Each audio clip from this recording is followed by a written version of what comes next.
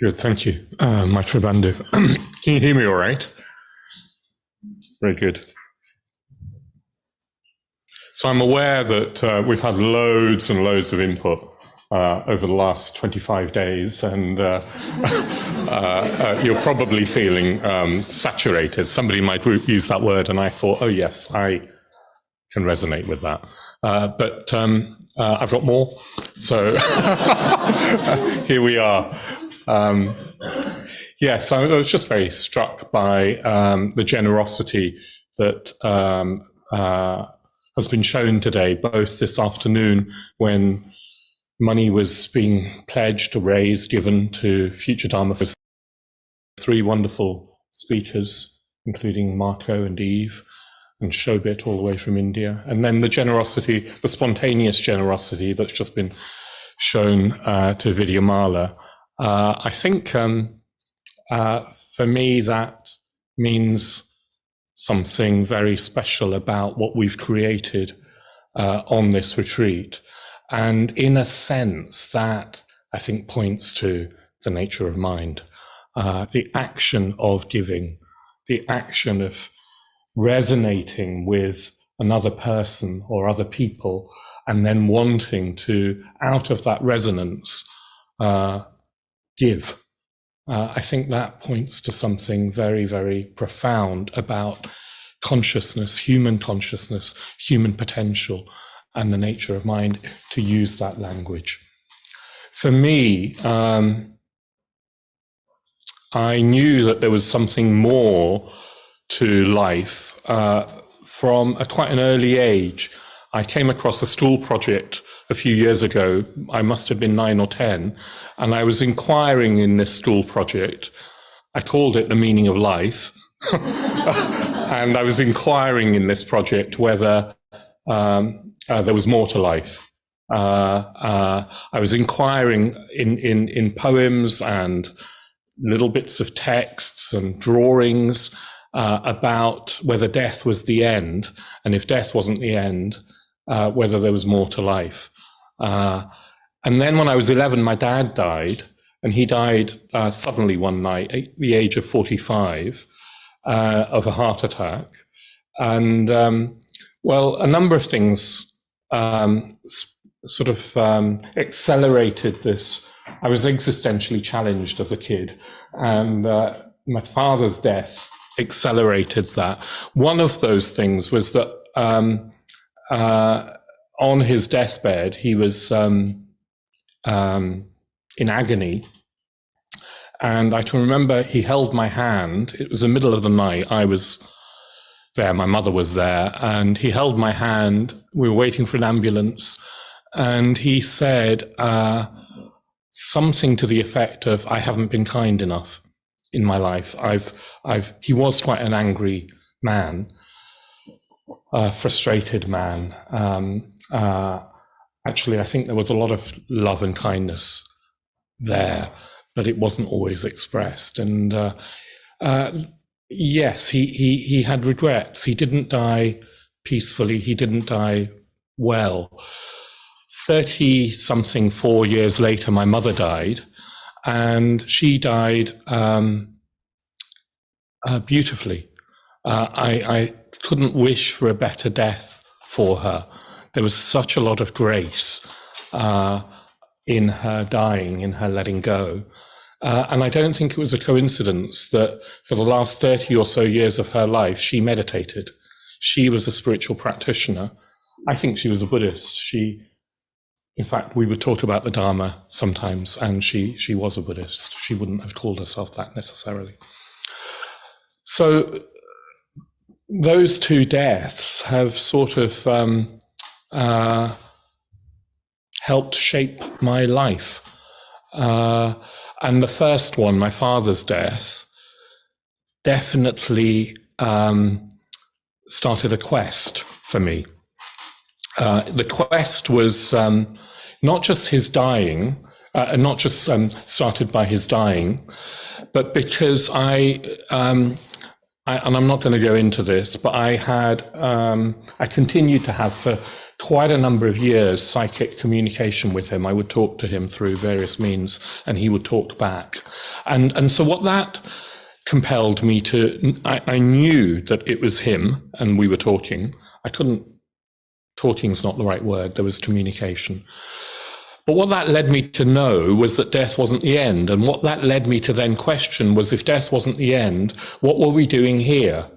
And I knew for a certainty, and this was at the age of 11, that it wasn't about possessions. It wasn't about cars and houses and mortgages. And it wasn't about holidays and jobs and status and success in that ordinarily way. It was obviously not about that. And that I think has led me to the Dharma. I'm fortunate in my life that it's led me to the Dharma. Sometimes I think at the time, conditions that look like they're tragic, painful conditions, now when I look back, I don't know whether they were tragic or not. They led me to the Dharma. And I feel actually they were pointers and blessings and opportunities. And I wish that for everybody, that I know there's dukkha in our lives, and sometimes it feels senseless and cruel and devastating, shattering, as Vidyamala was talking about. And sometimes I think it can be that shattering can be an opportunity.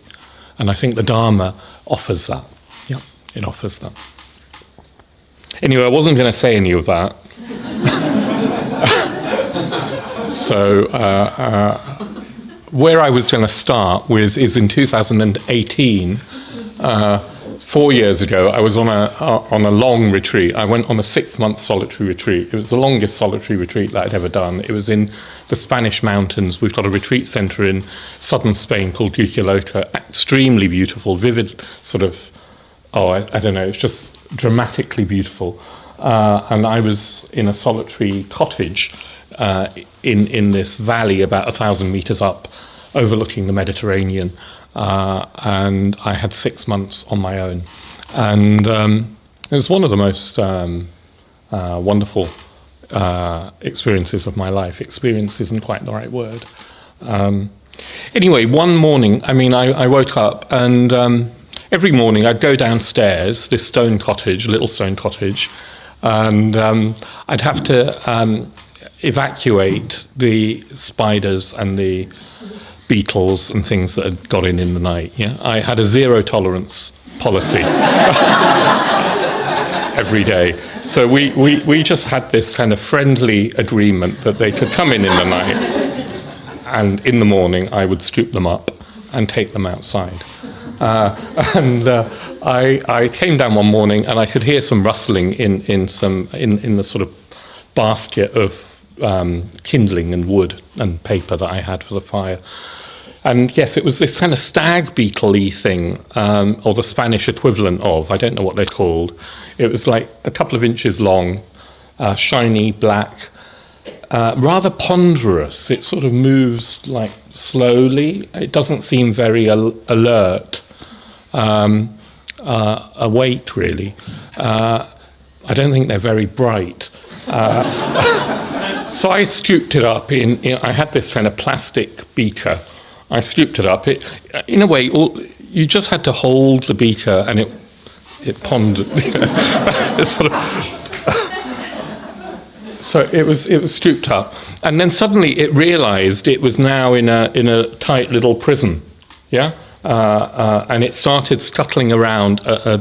It was distressed in some way, not being able to get out. It would climb up and slide down, and it was. So I was about to take it out when I heard another stag beetle, in the house.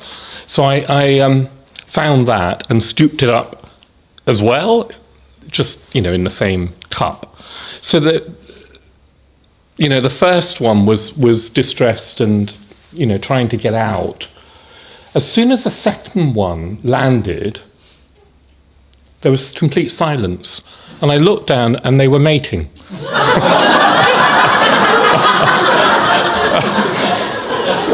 And suddenly they were completely happy. I imagine. Completely still. There wasn't a lot of, there's not much vigor. They're completely still, one on top of the other.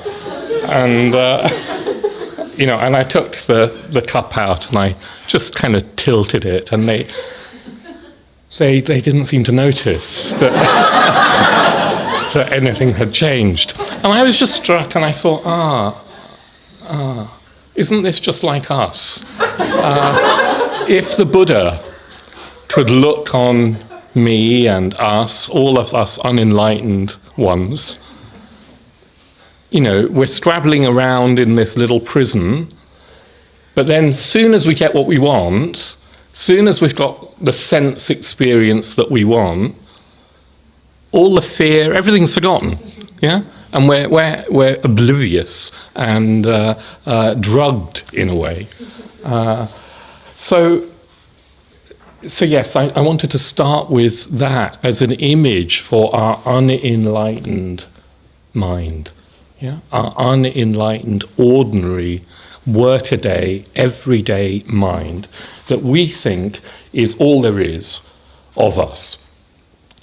Because that mind is only really concerned about sense experience through the 5 physical senses. And yes, it is also able to have rational thought and imaginative experience, but mainly those rational thoughts and images that it has are directed to getting what it wants, getting what we think I am wants from this world that we think of as objective and out there, this material world, which can give us sense experience. So we live in the world of the senses, that's what I'm trying to say, and we assume that that is all there is to the world, and that is all there is to us, yeah? And gratifying the senses, and I'm making a crude analogy with those stag beetles. Of course, we do it in much more sophisticated ways, and there is much more to us, I know. But all I'm trying to say is that, when I was that 11-year-old kid, looking at the adults around me, not seeming to be aware of death and something beyond death, what I saw was they were, in sophisticated ways, mainly concerned with, as I say, house and car and mortgage and work and status. And really, it's not much more than those beetles. Yeah, it's not. So I know, and I knew then, and I know now even more, that that is not who we really are. Yeah, that is not our potential.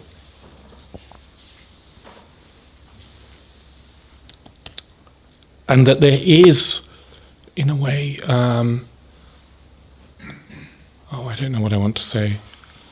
There is, as you've experienced, all of you, I suspect, on this retreat, much more to consciousness, to the mind, if we put ourselves in the right conditions and make the necessary effort to grow. Yeah? And I think that growth, that path is limitless. That's how it feels so far. I'm sure it is. I also want to, I'm going to come back to what that potential might look like in different ways.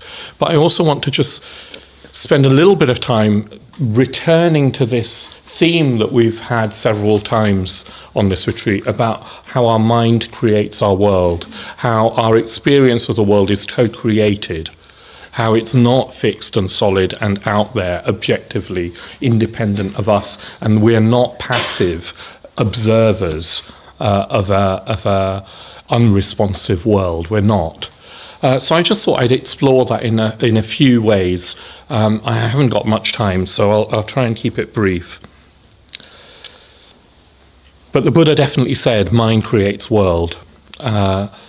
One of the ways I think we create our world is it's obvious that our mood and our psychological state affects our experience of the world and of other people. Yeah. So you'll have seen that on the retreat. You know how your mood, your state can change almost from moment to moment, certainly from meditation to meditation, and certainly from day to day on a retreat. So much can happen internally, and how that really completely transforms your vision of the world. Yeah. So if you're feeling grumpy, actually nothing's right about this retreat, about the world, about each other on this retreat. If you're feeling expansive, this feels like heaven, yeah, and it feels like blessings are pouring down on us, and we can't express the gratitude enough. And nothing objective has changed. So yesterday Maitreya Bandhu and I were saying our views govern our experience. They create our experience. And again, it's a psychological truth, isn't it? If I have a deep-seated view that I am unlovable, that I have nothing to offer the world, that my life is meaningless, I will live in a hell, a prison, created by that view, created by my own mind. If I can change that view, my world will change. And views become self-fulfilling prophecies. If I have that view that I am somebody that nobody likes, then every encounter I have will somehow confirm that view. And any encounter that doesn't fit in with that view, I will ignore. Have you done that? Yeah? So we're selective creatures in experience is not a passive thing. We create our experience, and we do that partly through the emotional state of mind that we're in, and partly through the views that we carry. So the Dharma is offering us a way of creatively transforming both of those, our emotions and our views, into something that opens up the world. That's a psychological way of talking about it. The law of karma, which Vajrashura was talking about it, says that if we act skillfully, with generosity, with love, with awareness, the world will mirror us back. Other people will mirror us back, but also our consciousness will expand. We've seen that just today. I just felt moved to tears with the generosity today that was shown, just now and earlier. My mind feels more expansive, and I feel more connected. I feel more connected with you. I feel more connected with life. The law of karma can be immediate like that. Yeah, it can also be more mysterious and even magical, maybe, because the world isn't mechanical. We don't live in a mechanistic universe. We live in for want of a better concept, a living cosmos that reflects us back. If we look at reality, at the world, at life with certain eyes, with a certain mind, it will look back at us. Conversely, if we look with unkindness, blame, resentment, feeling a victim of our lives and our circumstance, that's what will be reflected back. So the law of karma creates our world. That's another way of looking at it. And then Subhadramati has been talking about enlightened mind, the Buddhas, reaching down to us. It's not just that we are alone in our striving, towards liberation. I really have experienced, and I've seen other people experience again and again, that if we determine to grow towards the truth, towards value, towards enlightenment, however you conceive that, it's as if the universe cooperates with us and will support us in that growth, in that process. That doesn't mean that you will get what you want, yeah? But you will get opportunities to grow. Sometimes they come in shapes that aren't what you want. Yeah. So there's more than even the law of karma. There's something else cooperating with our intentions to grow. The dharma. And then from a more, for want of a better word, scientific perspective, we've touched on how quantum physics says that even at a particle level, at the minutest level of form, those elements of matter, of reality, are responsive, and quantum physics says that those particles, electrons or whatever they are, it's not even clear that they exist independently of our observing them. Isn't that incredible? Maybe we are co-creators in existence. Maybe that's what we are. If that is true, I don't know if that's true, but if that's true, that's the opposite of us being isolated, passive, meaningless creatures in a cosmos that is mechanical and completely oblivious to us. It's the complete opposite. It's a notion that some scientists seriously entertain, that we, life, consciousness, creates the cosmos. It's completely baffling. And then at a more, maybe a bit more of an understandable level, I just wanted to touch on the mystery of perception, because this then leads to what Buddhism talks a little bit more about. The mystery of perception. So when you're all looking at me now, and you're seeing shape and color really, that you're interpreting as me, and you're hearing sounds that you're associating with this form, you know, through your senses, through your eyes, through your ears primarily, you're perceiving something. But when you look at the nature of perception, actually the image that what you're seeing is an image happening in your mind. And the brain is somehow involved in that. And we don't know how mind and brain work. But somehow there's light going through your eyes. Inside the head, the cavity where the brain is, there's no light. That light is just now electrochemical signals. Neurons firing in the dark, literally the dark, creating in the mind, whatever the mind is, an image that you then project as out there, existing independently of you. How amazing is that? How amazing is that? The same is true of sound. The same is true of every sense.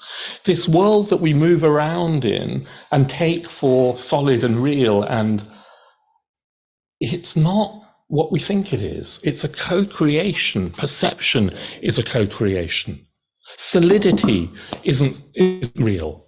Yeah. The only reason that I'm not falling through this chair and you're not falling through the ground into the center of the earth is, do you know why? Well, I'll tell you because I haven't got time to. It's because the electrons on the surface of my bottom repel the electrons on the surface of the chair. It's the electromagnetic repulsion of quantum particles that stops me falling through, because solidity is an illusion. It's mostly empty space. We are mostly empty space. The chair, the ground, the earth, everything is mostly empty space. Solidity is an illusion. So Buddhism says it starts with experience. It ends with experience, but it looks at experience in a very clear-sighted, forensic way, in a way that I've just, I don't know, perhaps tried to point a little bit to when I've talked about perception. The Buddha didn't know about quantum physics. He wasn't bothered about electrons. He was bothered about the experience that we have as embodied beings with a consciousness, with a mind, and how that causes us suffering needlessly because we've misinterpreted experience and we've created a cage for ourselves. And what's more, like those beetles, we're not aware that we're in a prison. We're not aware that we're in this tiny, tiny cage that we call life and me. We're not aware of it, and so we go around making the best of it, just like those beetles did. Yeah? And how limited. How limited. So he was concerned, the Buddha was concerned with looking at experience clearly, clear-sightedly, through meditative introspection. Because after all, we, as Maitreya Bandhu says, have a mind, so why don't we look at what that is? Why don't we look at it through meditative introspection? Yeah? Through clarity of mind, look at the mind as best we can. Actually, you can't, but I'll come on to that. So Buddhism is concerned not with all this philosophy that we've been looking at, not with quantum physics or all of that. It is concerned with direct experience and how if you look with insight at your experience clearly, what happens is all the deluded assumptions that we add on to experience fall away. And when that happens, consciousness opens up into something unlimited that you can only talk about in metaphor. So that's what the Buddha was concerned about. That's what we're concerned about. I don't actually care about physics or philosophy, but I do care that our and my deluded views keep me trapped. And I do think, therefore, anything that helps me unravel my delusions is worth paying attention to. Yeah? And like most of us, most of the time, I mistake the world of the senses as real. Yeah? And I want to undermine that. I want to keep undermining that in me. And therefore, I want to keep reflecting in the way that I'm trying to talk about. And you have to do that again and again and again and again, because the delusion that this is real and nothing else is so deep. It's almost in our DNA. I would say it's like as deep as our instinct to survive is as deep.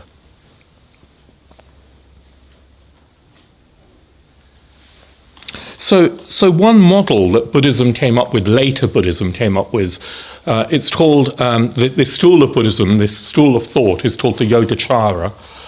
And the Yogachara was developed by people who were particularly adept at meditating, and particularly adept at therefore directly trying to observe the nature of experience through as clear a mind as they could, yeah, and look at what happens in experience in a forensic kind of way. And then they came up with a model of what happens. Actually, the model kept evolving for hundreds of years, and I'm just going to give you a tiny kind of very rudimentary version of it. Yeah. So the model has 3 layers to the mind, 3 levels to the mind, and it is a metaphor. This actually, mind is a metaphor. If Subhuti was listening to me now, he'd tell me off because he'd be saying, "How dare you talk about mind, and how dare you talk about the nature of it?" Bhante would say, Subhuti would say, my teachers would say, you can't. As soon as you use the word mind and start talking about it, what you've done is falsify it because you've made it into a thing. Yeah? You've used words like mind as a noun, and nouns are associated with things as if the mind was an object in a world of objects. But it's absolutely not a thing. Mind is what knows the world. Mind is a sort of knowing. It's not a thing in a world of things, it's apprehension. And it's not in this world of things. It's not even in the world of subjects and objects, but we'll come on to that. So we ought not to talk about the nature of mind without every time we do that saying it's a metaphor. It's a metaphor. So please don't take mind as a thing. Yeah, consciousness is not a thing. But nevertheless, we do need to find ways of talking about it in order to transform it into the liberated experience of the Buddha. So the model that the Yogachara came up with is that there are 3 levels to mind. The first level is this sense perception, the 6 senses, the 5 physical senses, and the ordinary mind, the ordinary thinking, reflecting, anxiety, provoking, stag, beetle mind. Yeah, that mind and the 5 senses of sight and sound and smell and the consciousness associated with seeing, hearing, smelling, tasting, touching. Those 5 senses and this ordinary mind are called the 6 senses in Buddhism. That's the first level of mental processing. It's only the first level, though. Deeper than that is something that's unconscious, a level of mind that's unconscious. It's sometimes called the manas. And this is a model, remember, not literal. It's at this manas level that the misinterpretation of experience begins and happens. Because there's nothing wrong with sight and sound and taste and touch and smell. And there's nothing actually wrong with thinking. There's nothing wrong with the stag beetles doing their thing. There's nothing wrong with any of that. It's the misinterpretation of it. And the manas is where it's misinterpreted. And what the manas does is it takes experience, sight, sound, smell, thought, taste, touch, and what it says is, oh, there's a me, an inside me, having that experience that's not part of the experience, but is having the experience. That's somehow removed from the experience, but owning the experience. Yeah? A me called Jnanavaca in my case, that does the sight, seeing, hearing, etc., etc. Yeah? Is somehow not even my body. I mean, it's not even the body, but it has the body. It owns the body. As if, it can say, my back hurts. As if it, separate to the back, owns the back and can say it hurts. Yeah? The manas does that. It's a construction. It's a creation of the manas. It's not a reality. Actually, there is seeing, sensing in all its multifaceted glory. There is thought, there is experience, vivid experience, but there's no little me, little Jnanavaca in the head somewhere or in the heart, pulling the strings and saying yippee or no thank you, yippee, it's apple crumble, no thank you to something else. There's no me that's independent of experience. Does that make sense? But we think there is, not just think, we instinctively feel that there is. Yeah. And then what we do is protect that little me inside, and it gets hurt when it doesn't get what it wants or gets what it doesn't want or so forth. And what's more, the Manas says, is it says, oh yes, the images that I'm seeing and hearing and things that I'm touching and tasting and so forth, they're definitely independent of me. Yeah, they're out there. But do you see how I was saying perception isn't as simple as that? In here and out there is not how it is. There's something more mysterious going on that Ian McGilchrist was talking about as co-creation of experience.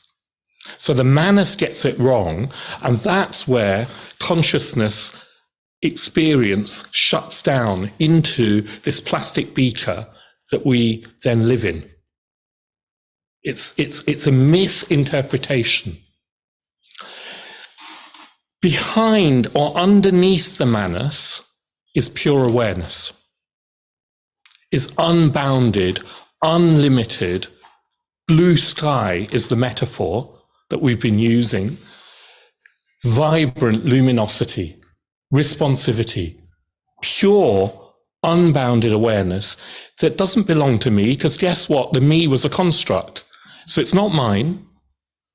It's not even not mine, because that still implies a me. Do you see what I mean? And says, oh yeah, this is not mine.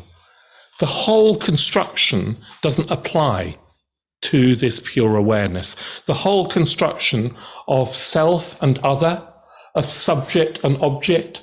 The Yogachara talks of grasper and grasped, because that's what we do as stag beetles. We grasp and are grasped, if we're fortunate, in the right way. That whole construction is a delusion. It's a construction, yeah? Pure awareness doesn't know anything about that. Pure awareness is just liberated luminosity. But we very seldom experience that because the Manas and the constructions of the Manas narrow everything down. Yeah? We don't even know that we're imprisoned, and that's the tragedy of it. So what the Dharma practice, the Dharma life is teaching us to do is undo those constructions that keep us trapped. And out of that, our true potential is realized. And do you see what an optimistic model this is? What a positive model it is? Because what it's saying is that in every moment, there is pure, unbounded, luminous, radiant awareness that is of the nature of love. In every moment of experience, that shines forth. And then, because of our force of habit, and I don't mean conscious habit, I mean habit that goes back lifetimes, because of that, we misinterpret it, and in our misinterpretation, we close it down. Yeah? And then we live in that closed down way, and guess what? We cause ourselves unnecessary suffering, and perhaps even more tragically, we cause other people horrible suffering. So what an optimistic model, because that pure awareness is there all the time. It's actually closer to us than anything could be. It sort of is us at our truest. The image on the shrine of Vajrasattva is a symbol for that radiant, pure awareness that is our true nature.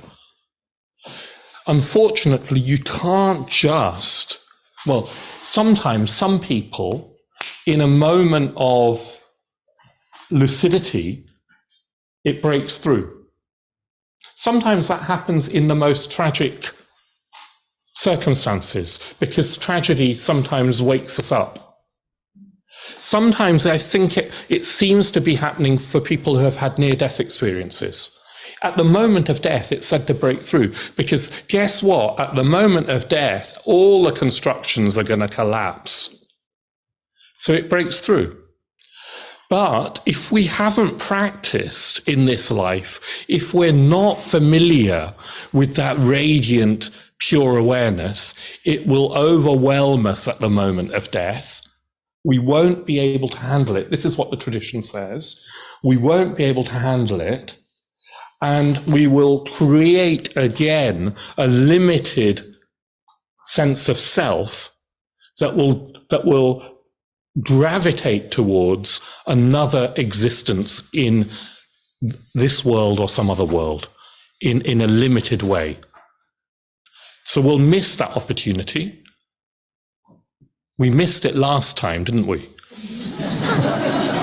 So unless we do anything about it, I speak for myself, I missed it last time. You might be in touch with it. Unless we do something about it in this lifetime, we'll miss it again. And if you have had a near-death experience, or if you've had a glimpse in some other way of this pure awareness, I swear, once you have had a glimpse, even if it was minuscule, if you let it, it will change you. Because nothing else in this world of form and phenomena and getting and grasping compares with the freedom, the bliss that you experience. All the near-death experiences that I've heard about, read about, or watched on YouTube being talked about, everybody says they didn't want to come back. They didn't want to come back. And everybody, or not everybody, but most people, a lot of people seem to say that what they were experiencing the other side of the death of the body was more real than this world is. That this world, in comparison, is dreamlike, yeah? Compared to that. So Buddhism is saying, wake up now, because we have the potential, because it is our true nature. So wake up to it. So how do you do that? Well, all the practices that we've been doing on this retreat. Yeah? All the discussions we've been having on this retreat. What Buddhism says is that the reason that we're not in touch with this radiant, pure awareness, the nature of mind, shunyata, the enlightened mind, the bodhicitta, all those words, the dharmakaya that Buddhism uses, it doesn't use the word God, but theistic traditions have that word. The reason that we're not in touch with it, Buddhism says, it's veiled from us. And one tradition talks about two veils. There's the veil called the klesha, the veil of kleshas, the klesha varana, which is, klesha means emotional afflictions. They're like poisons. They're all our self-centeredness, our greed. The bit of us, I gave some money to Future Dharma Fund, but there was a little bit of me that didn't want to. That was the greed. That was the klesha that said, oh no, hang on to that money, Jnanavaca. You don't know, you might need it. I don't need it. I don't need it now anyway. Yeah?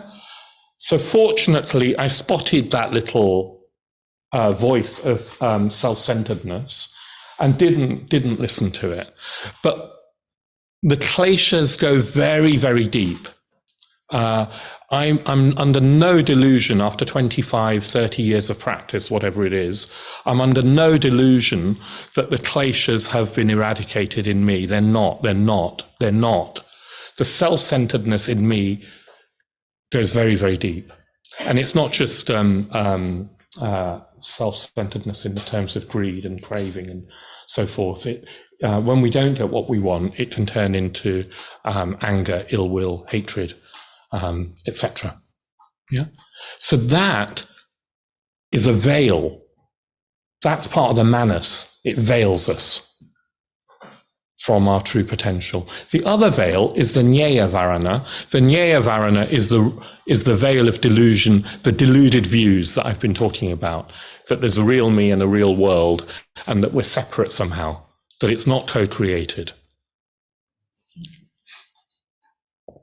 So Buddhism is what it's doing through all its practices, through meditation, through community, through ethics and trying to become more generous, through friendship, through service, through worship, through ritual, through prayer even. And then through study, through reflection, through examination of our experience, what it's trying to do is rend a hole in those two veils. And actually all you need to do in this lifetime is rend a hole. Yeah? You don't need to bring the whole veil down, although if you can, fantastic. But if you can rend just a hole and let the light of pure awareness shine through, if there's a glimpse, then that will work its magic through your life, eventually. And who knows, when the body dies, maybe you'll recognize the opportunity. Maybe you'll gain liberation then, or maybe you'll gain liberation before. And it's said that a liberated mind doesn't just then necessarily choose not to come back. A liberated mind can come back in human form or in some other form in order to help others liberate themselves. I believe that Bhante was somebody who chose to be here so that he could help human beings raise their level of consciousness. And if you don't believe me, read his memoirs, read his life story as he's written it in his memoirs, because there are so many coincidences and uncanny incidents in his life that you'd have to be a very determinedly mechanistic materialist person to not believe that there was some sort of planned purpose in his life. Yeah. I'm going to have to start wrapping up because of time, so let me just see what I need to say.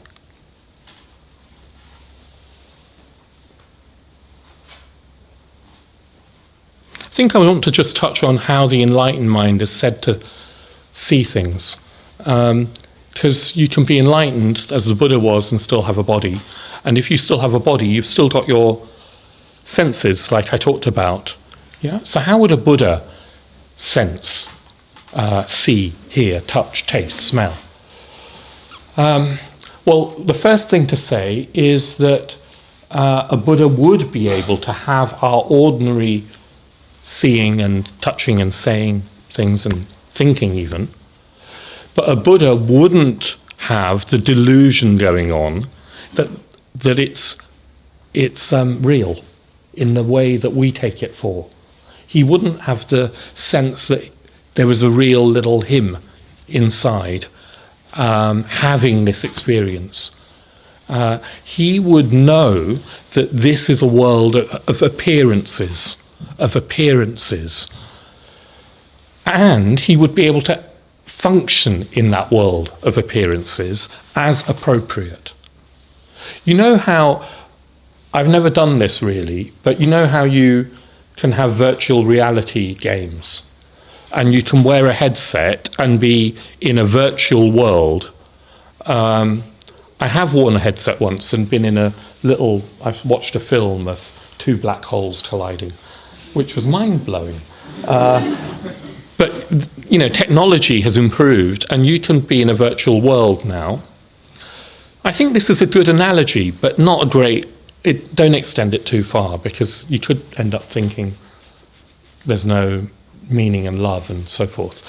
But imagine that you're playing a virtual reality game with a headset on, and you've got a little avatar, and you're trying to navigate your way in this virtual reality game. Does this? I don't know if anybody's ever done this, actually. So anyway, some of the younger ones have. So I'll speak to Luke. All the time that you're doing that, you'd know that you were playing the game. Unless you were really deluded, you'd know that you were playing the game. So even if you died in the game, you wouldn't be that devastated. You'd just press the button and give it another go, wouldn't you? Well, a Buddha would be like that in our world. He or she would be playing the game, but they'd know that it was a game. Yeah. Now we are also in the game. This is the game of life, but we don't know that it's a game. We don't know that we're in the game. And so what we do is take it ever so seriously. And what we do is we play to win. And what winning means is getting everything that I want. Yeah. The beautiful partner, the house, the car, the holiday, the money, the career, the status, the fame, all of that. Guess what? I'll win the game and get all the points. Yeah. And then die. Yeah. So we don't know that we're playing that game. A Buddha, an enlightened being, could play the game, but I think what they'd be playing is, how can I help people be free from suffering in this game? And the best way to help them be free of suffering is to wake them up to the fact that it's a game, that it's not as real as you think it is. And the reason that you'd be woken up is because what you wake up to, the pure awareness that you wake up to, is completely fulfilling. It's blissful. It's fulfilling. It's got everything, all the love, all the fulfillment, all the bliss, all the freedom, all the vibrancy, the energy that we have always wished for in our deepest, deepest desires, and it's ours if you wake up to the game. So that in Buddhism is called the Maya way, seeing things in terms of the Maya way. Maya means delusion or illusion. If we could see things as not really real, yes, they're happening, they're being experienced, but it's not what we think it is, then we would be free. Yeah. So when the Buddha, his body died, for him, it was immaterial. It was no more significant than somebody playing a virtual reality game and losing their body in that, losing their avatar in that. And the enlightened mind is said to see things as they are. So it's not that everything just goes black or dark, or you enter into shunyata and then there's nothing. Because Buddhism can sometimes imply that. It's not quite like that. A Buddha would see everything with radiant clarity, with vivid clarity. One of the wisdoms of the Buddha mind is said to be the mirror-like wisdom, which reflects everything just as it is, with pristine, beautiful clarity, but without sticking to it, just as a mirror reflects without sticking to the image. There's no grasping, there's no aversion, everything is just presented as it is. Another wisdom, the wisdom of Ratnasambhava, sees everything with beauty. And as I was saying in the interview with Ian last night, Ratnasambhava's wisdom also sees everything as equally unreal, equally insubstantial. Because in that virtual reality world, it's all mind-made. So it's equally unreal, equally beautiful. Another wisdom sees everything as unique, because it's never repeated. This creativity that somehow is the manifestation of pure awareness, this cosmos that is the manifestation, is in every instant, it's creating something unique, which is to be wondered at. And another aspect of the wisdom sees it as unique and full of love, sees it with love, but in another sense, it is love. Everything is a manifestation, not just of radiant luminosity, but of love. And another aspect of this enlightened mind is a responsiveness to every situation where there's suffering. It's a responsiveness that is spontaneous. This aspect of the enlightened mind doesn't have to think about being generous or kind. It just responds. It just gives.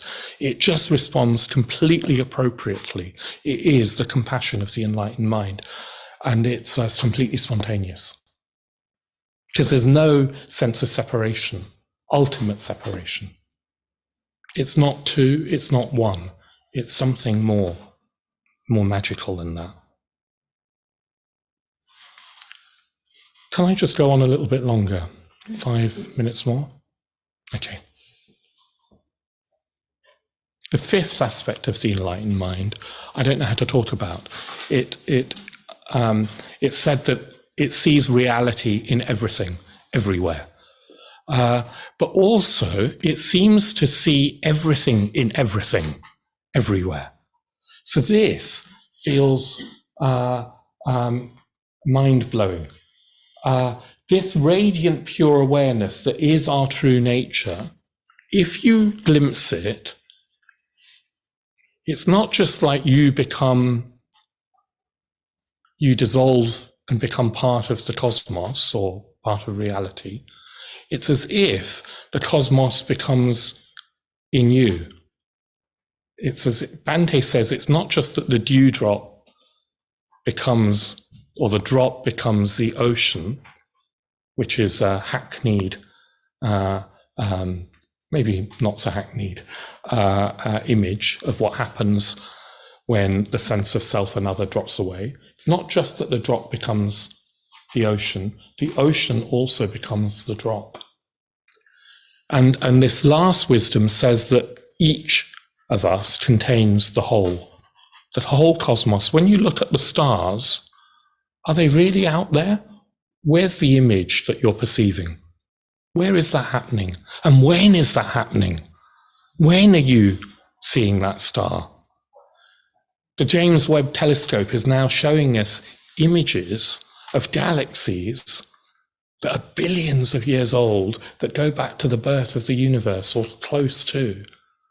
And we're seeing them now for the first time. What on earth is going on?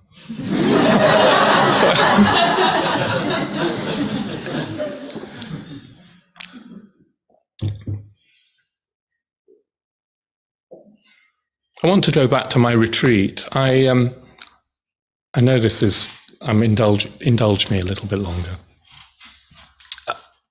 On that retreat, in the last couple of weeks, I'd been there for 6 months. I'd been meditating on Manjushri, who appears made of light, like the sun. I'd been trying to vividly imagine him. I'd also been reflecting on the dreamlike nature of reality as best I could.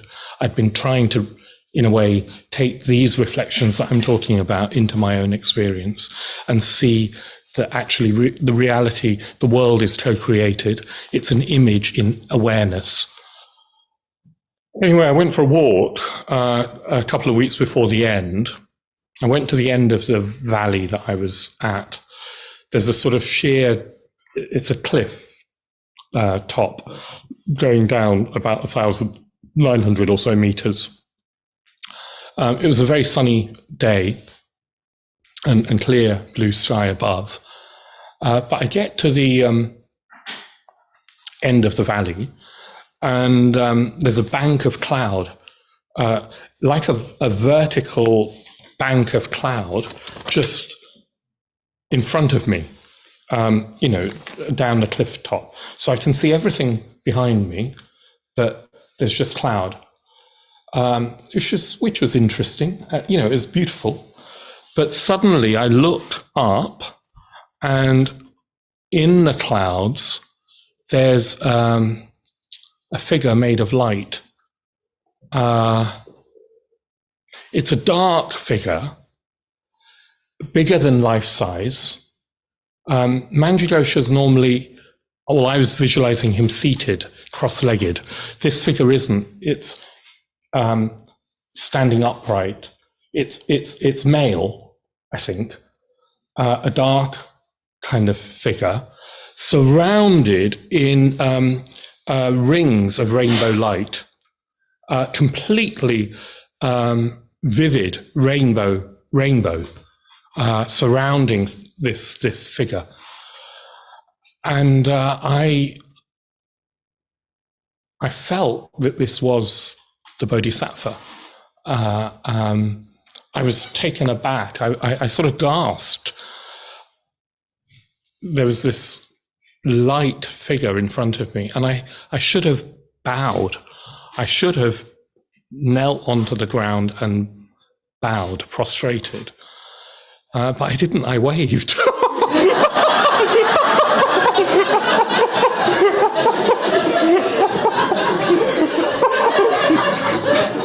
You can tell what's going to happen to me in the Bardas. The Buddhas will come to me and offer me liberation.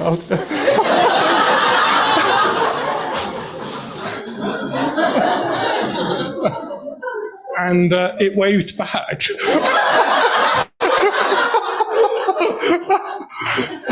It waved back, and that wasn't expected. I mean, none of this was expected, but that wasn't. And it was only then that it dawned on me that this figure was me. It was my shadow being projected onto the clouds with the sun behind me, surrounded in rainbows. And later, when I came home, I found out, somebody told me, it's a scientific phenomenon known as a Brocken spectre. Look it up, Brocken spectre. And I was seeing the most perfect, beautiful example of a Brocken spectre. And others who have seen them have thought that they were seeing angels. So I'm not the only one to have been sort of mistaken. So I laughed and sort of waved.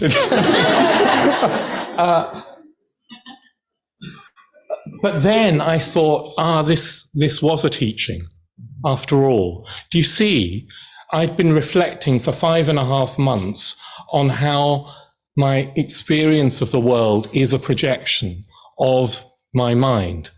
It is what I've been reflecting on, that it is co-created, that it doesn't exist independently of my observing it, that it is rainbow-like. That's what I was trying to reflect on. And it felt like Manjughosha, in his cheeky way, had shown me that. Yeah? And I then wasn't interested in the scientific explanation of what happens with Brocken spectres. It felt like a teaching. If you're aware if you look with the right eyes, reality is trying to teach us all the time. All the time. It's saying, wake up, this is how it is. I, for one, want to be more receptive to that all the time. And I think it's the most important thing that we can be doing with our lives. Everything else, your career or lack of, or partner or lack of, or even our physical body and its imperfections and pain that it can give us. None of that is as real and as important as using this opportunity that we've got to realize our true nature, the nature of mind. Thank you.